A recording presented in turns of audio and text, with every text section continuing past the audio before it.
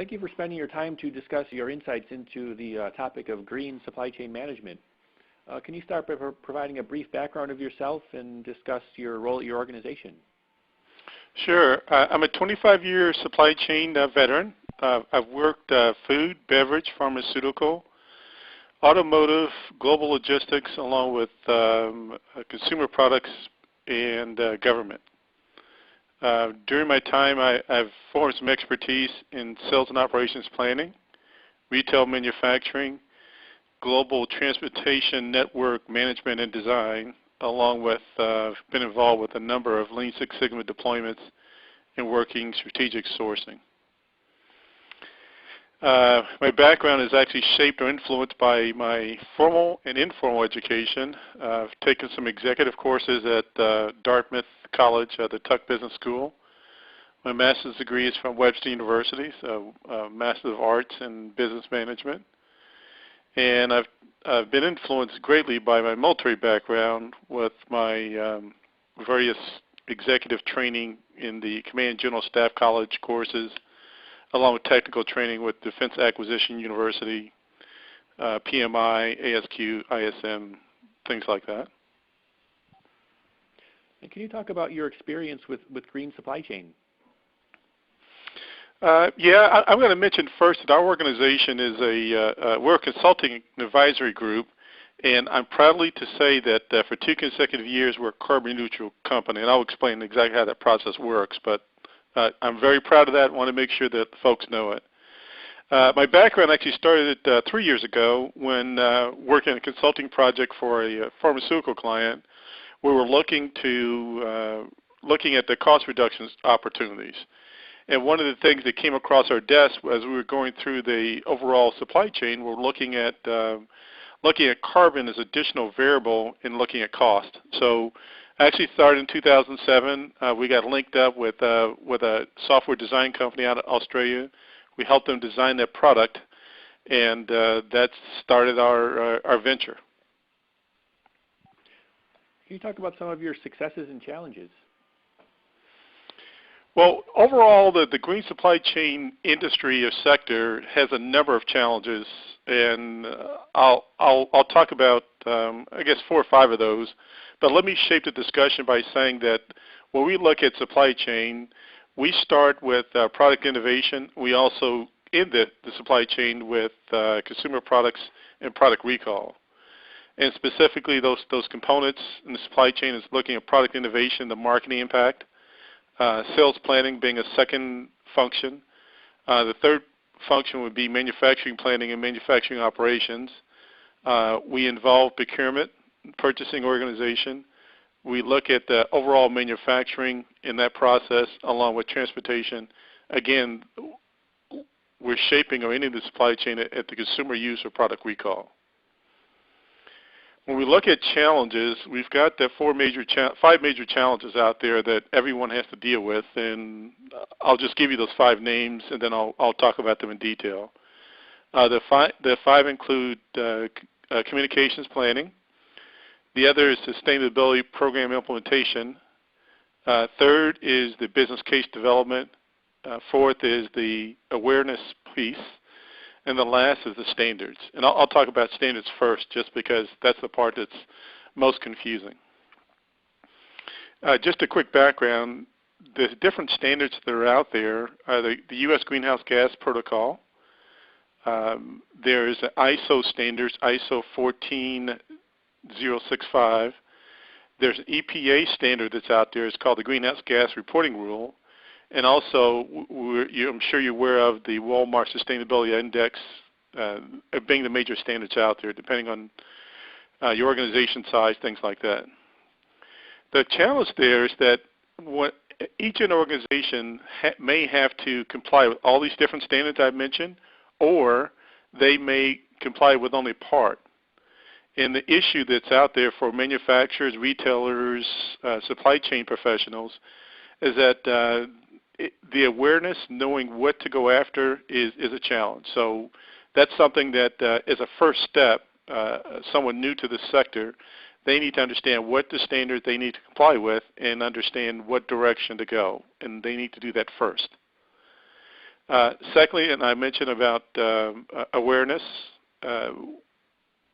3 years ago, one of the first things we picked up was a report called the Carbon Disclosure Report. Now I think it's probably in its third iteration. Each year, a different consulting group goes out to actually write this report. And effectively what they do is go out and survey different organizations in different categories. And one of the things that's constantly improving is looking at the awareness piece and how aware the C staffs are, and it's improving, but that's been a challenge since we got involved in 2007. The good thing is that the government, the U.S. government's actually forcing compliance.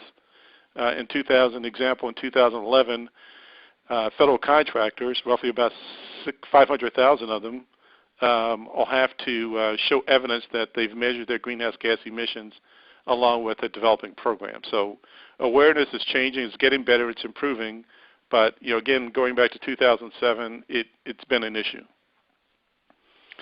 Another challenge I talked about, and I'll just do this real quickly, is looking at the business case development, social responsibility, competitive prices, competitive pressures. There are a lot of different issues out there, and it's hard to measure. So business case development is one of those things that the organizations are fighting through. So that's another third item is a challenge. Implementation, number 4, is a big issue, a big challenge. And what we found is that the implementation is a challenge because the organizations don't know which standards to go pursue. And what we're doing internally is that we, and it was actually myself, where I wrote a book to actually help organizations with implementation of the U.S. Greenhouse Gas Protocol. And I mentioned before the January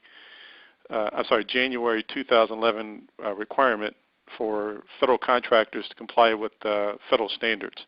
So we wrote a book there, and effectively there are 3 different phases or scopes that the things are divided for implementation. One is direct emissions, which is scope 1. Scope 2 is purchase energy, and we actually group in water part of that. Then scope 3 is all indirect emissions, and that's all indirect carbon emissions, things like purchasing, outsource activities, travel, and actually gets to a point of looking at employee commute. That is a big, big deal. Unfortunately, for the short interview time, I can just talk about that's the way that works. That's the way it's divided, and organizations pursuing this first need to understand the standards and then understand how to go out and implement. The 5th challenge is actually communications. This environmental sustainability green space is so broad. I mean, everything from renewables to different green and what definitions terms are. Organizations have to get the communication strategy under wraps pretty quick as they start to go out and implement a new program. So those are the 5 challenges: communications, implementation, business case development, awareness, along with standards.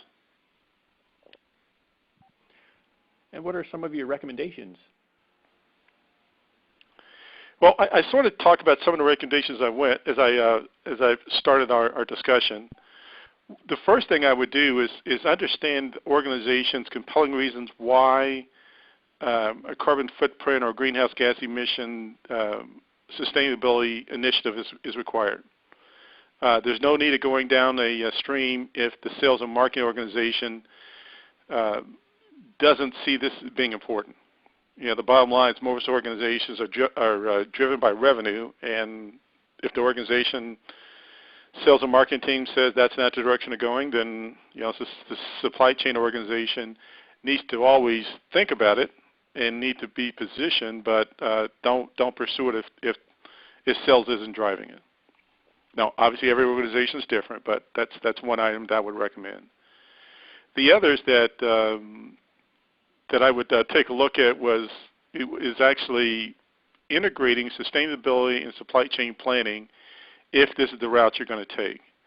And the rationale for doing that is that the sustainability group, as I found, sustainability professionals, as I found, they've got a certain way they want to have this to work, and supply chain is not as because of the moving parts, doesn't necessarily operate the same way as facilities do, as an example, and that's where a lot of things are going. That's where the direction that sustainability folks have their expertise. So I understand there's a lot of moving parts in supply chain versus very few moving parts in area facilities. What I would recommend is that both groups come together and plan the deployment and understand what each organization's challenges are. Number 3 was understand, I guess, getting back to the point of understanding what the right implementation methodology is for the program you want to pursue. I talked earlier that we used a particular methodology, 4-step methodology. What we worked with was our methodology was plan being the first step. The second step was being measure and analyze. Third was implement solutions, and then the fourth was actually control. That's a very broad one, but as we looked at a couple different standards, we found that's something that worked for us, and that's something that actually fairly works for our clients. Now, it's a lot more complex when you're working multinational, but it does work. The fourth item was developing a sustainability project protocol. And this gets back to the point of I talked about sustainability and supply chain planning.